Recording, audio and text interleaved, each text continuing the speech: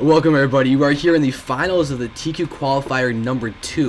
This is going to be part of the qualification tournaments to try and get into the TQ Invitational, which is going to be an awesome tournament. I'll say more about that in a second. But first, we're going to be watching REQPhiliBird, really strong Terran in the bottom left, going up against Terranuapart, a Protoss player with Terran inside of his name. I'm TQ and along with me is, why don't you say hello? Hey guys, I'm NrGdde. Sorry, I'm actually still trying to get my stream online on Team Liquid. Yep, no worries. I'm Steve Gross. Yeah, and I'm just I'm recording right now in Fraps. It's gonna be up on YouTube on my end, and there's lag. I hope that was not me. That was me. That was me. All right. Shit. Are you in windowed full screen? No, I had to change it. I usually am, but I had to change it to do something. Okay. You should make sure that happens so that this doesn't get all screwed up. But, yeah, I'm not going to minimize again, sorry. Okay, well, we're just going to be watching... Okay, so right now during the game, we're just watching PhiliBird as he tries to play against Terranuapart. Terranuapart, I've only seen him do a PvP in the last couple rounds, but he's actually did some very, very strong foregating with some smart positioning and stuff. That he beat CL at Chuchi, which is in some cool PvP games. One of them was a really good macro game on GSL Tal'Darim Altar. You'll notice that right now this map is looking a little strange. That's because it's GSL Biohazard 2, which is a really cool map. It's got some very, very interesting aspects to it. I know TQ Atticus that I've casted with has made some very interesting points. For example, this really tiny choke here that actually makes this map function similar to StarCraft Broodwar in the whole positioning and controlling aspect of army movements and ramp army movements is what I want to say. You can see that this basically functions in a way to funnel your army and to be really inefficient. StarCraft 2 is a very inefficient game in terms of army movements, and that tiny choke really brings the Brood War aspect back to the game. Very true. There are also some glitchy things about this map, and sadly, this is, out of all the GSL maps, this is my favorite, but it was not picked be played in the next round of the GSL tournaments. They picked some other maps instead. But one thing, if you grab the Xel'Naga Watchtower in the center and then put a pylon down by the wall, like if you look at the Xel'Naga Tower and then go down left, you can actually put a pylon and see across this wall and warp in on either side of the wall. Oh. So if someone takes the third in that kind of awkward positioning, you can warp directly inside of their third as long as you control the Xel'Naga Watchtower. Kind of a glitch. I've seen it done a couple times. It's pretty powerful. Yeah, REQPhiliBird, I don't really know a lot about this guy. Terran player, obviously very strong. REQ has no real, like, huge pro names that I know about, but they're definitely a very solid team. I've seen them compete at all levels of this game. And Terranuapart, I didn't really get a chance to look at his profile, but, I mean, he's made it this far in the TQ Qualifier, so I'm sure he's decent. Yeah, without a doubt. PhiliBird I have seen in the past. I know he's played with Artosis a bunch, and I know that he's a very strong player, high in the ladder, I believe. Very, very skillful person, and he's... I don't think he competes a ton, but when he does very, very well. I want to point out right now he has an early Reaper Scout going off, also yes. getting Concussive Shell with a Marauder, and instantly putting a bunker up, which is kind of interesting. Makes me wonder if he's going to bother fast expanding or just trying to hold and tech up. Yeah, I'm going to be actually be expecting either fast Banshee, fast Raven, something along those lines. Something techie which requires the early bunker to help him defend. That's what I'll be expecting. He's actually going to get some damage done to these probes. His Reapers come in unmolested. Terranuapart is pulling probes, trying to deal with this Reaper, but great Reaper micro. Picked off 3 probes so far. Stalker's finally coming back to deal with it. Oh, he's going to target that. Oh, he's going to get away? It's going to be close. He doesn't. And he does miss the opportunity to get another probe kill, but not a huge deal. He definitely made that worth it. He got a good scout. However, Terranuapart's now foregating.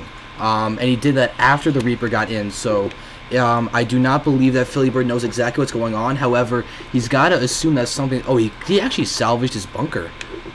Oh, wow, yeah, he did. I think he saw the base and assumed, because there were no other gateways up, that there was a fast expand, which he was correct on, because he didn't actually scout that. But the fast expand is almost up, so PhiliBird knows he's going to have to do some damage soon, or he's going to fall behind economically rather quickly. Definitely, and now we're going to have to see if the 4 gates that are going to be out are going to be enough to actually defend if PhiliBird decides to do a push. We do have the starport coming out now, but it's not going to be any kind of teching starport. It's just going to be straight medevac production early on. Really early medevacs, I would have to say. Interesting. He actually supply capped himself there. He just came out of it. Has another bunker going down, but that medevac could have been out a lot earlier. I wonder if he was planning on some kind of drop harass to hit a certain timing. Yeah, however, this is looking not FXOSheth-esque, as he's really getting supply blocked a lot. This is not how he normally plays. I know for a fact he's much better than getting supply blocked like this. I mean, he might be a little stressed. It's been a long tournament, and he's played on a bunch of maps he's not familiar with. This being a map I'm sure he's never seen before. So I don't know. It comes into play when players get certain schemes on certain maps. Yeah, it does. But it looks like he is going to push out here. I think he's going to. Yeah, he's definitely going to lift off and go to this high ground here. He drops a scan to see if there's anything up there waiting for him, and when he sees it's all clear, going to drop these 4 medevacs up. But Terranuapart senses it, comes around. Wow. REQPhiliBird gets the high ground. Terranuapart has to pull back, losing a sentry and a stalker. Yeah, Aliens streaking around while the Marauders just go into the main. If they focus fire or something, they can get down a lot of tech right now. Here come Zealots, Sentry, a couple Stalkers, but this army is actually going to do a lot of damage if it's microed correctly. More Stalkers being warped in. REQ realizes he has to get out of there. Yeah, he doesn't lose that last Hellion. There it is. He does lose it. But still, he does see the expansion, and if you notice that in the top part of the FXOSheth's base, he just started throwing down a command center. So he's going to actually have a fairly late command center compared to the expansion at Terranuapart. Extremely late, yeah. Yeah, so now he's got to start trying to do these, use these drops to do some damage. But really, Terranuapart is in a very, very good position. All he has to do is stay passive, tech up to Colossi, and then make a simple Colossus push, and he should be okay with this. Definitely. REQ has to do a ton of damage, but it looks like he's going to drop from 2 angles at once. This could be catastrophic. Units being warped in and picked off instantly at the bottom. Oh, he's got to pull back the Marine. He let the Marine take the hits instead of the Marauders.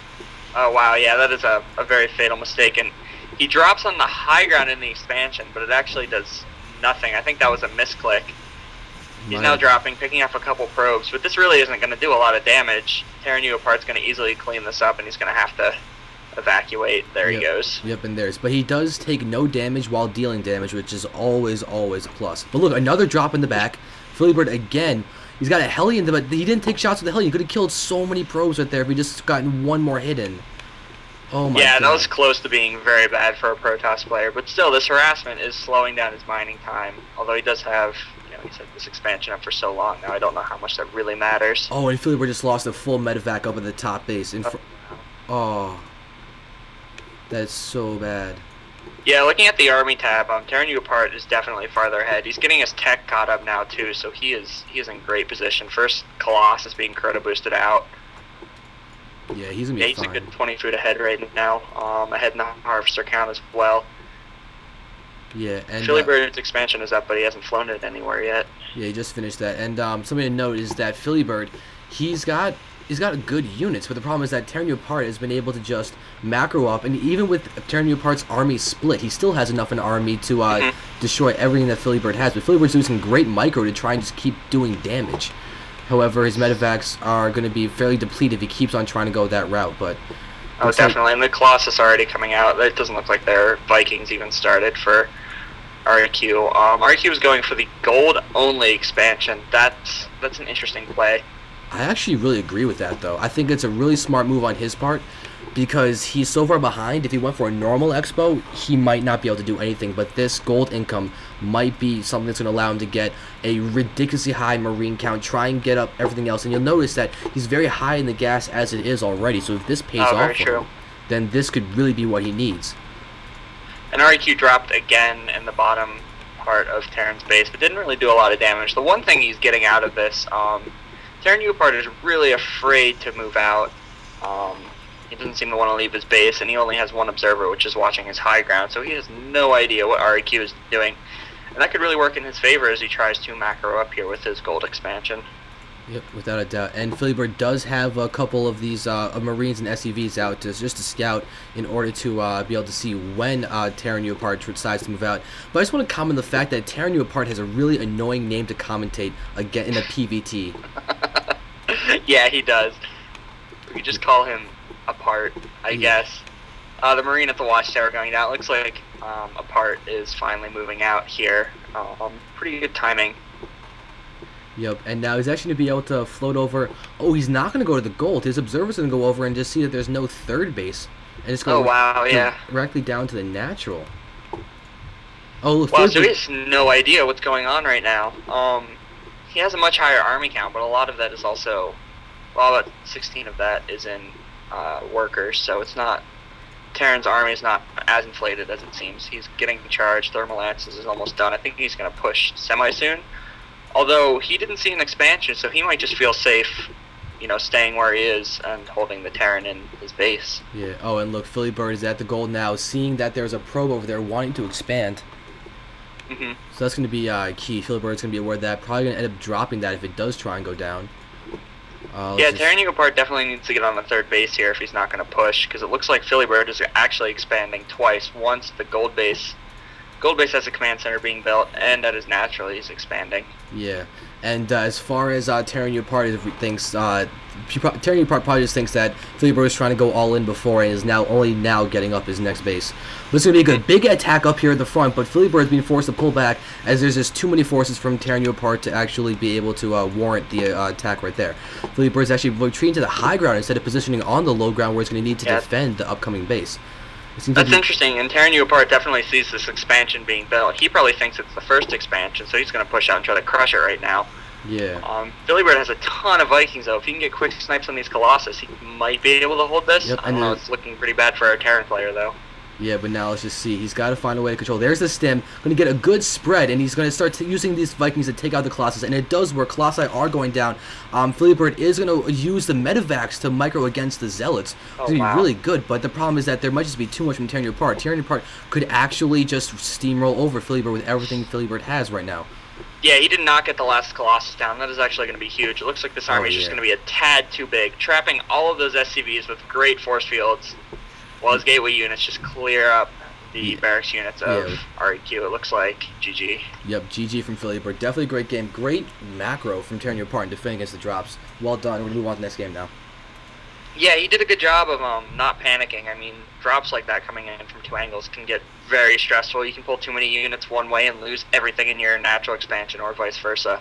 So yeah, he did a great job of just holding on, getting the units he needed to get out, and then making a strong push.